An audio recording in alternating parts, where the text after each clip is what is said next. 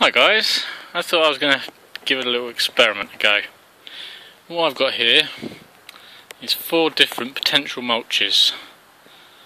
Starting off with wood chips, and then we've got some compost, and this is just some horrible soil from my garden.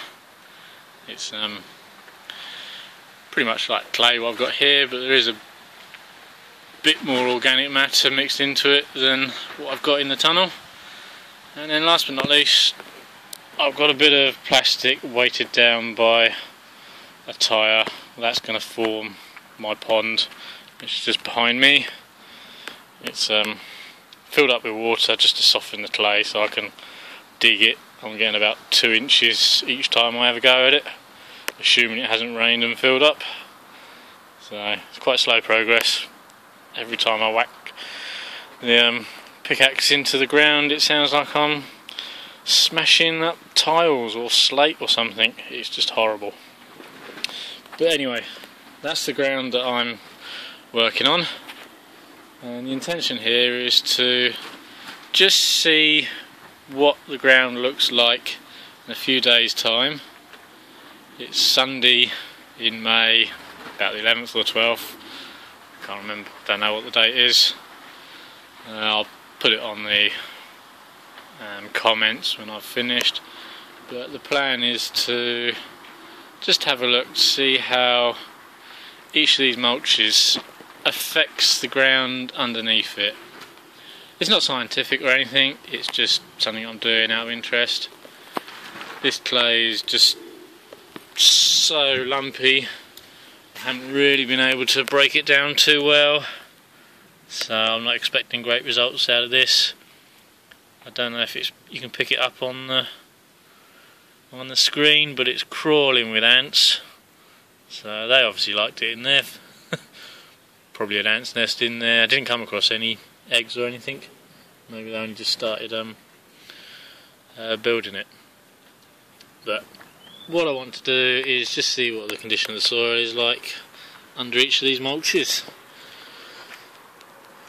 My expectations are that the wood chips are going to retain most moisture, and the clay underneath, or the soil underneath, will still be clay-like, but I'm hoping there's going to be some moisture which will give potential roots that are growing the possibility of being able to dig through, rather than rock hard solid clay that acts more like stone when it's that dry, assuming it doesn't crack and break up.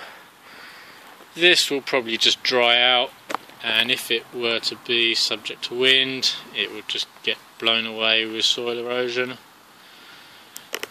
That will probably dry out, and I suspect it might crumble because it's a little bit broken, it's not in a solid lump. This, it might retain some moisture underneath, but being in the polytunnel, it's probably going to get so hot, humidity is going to be really low, there won't be much moisture in the air for it to grab hold on to. But you never know, we'll have a look. Would have been nice if I had a bit more room to do a comparison with the weed membrane. That's a lot more perforated than the plastic, but I haven't got that space. It's only a 3 by 3 metre area that I'm doing this experiment on. If I step back, you can see I've left this area clear, so it acts more like a control. Over here is just a comparison, is the dirt that I've dug out of the pond. As you can see, it is forming slate-like structure. It's got layers. So yeah, it's horrible stuff to work with.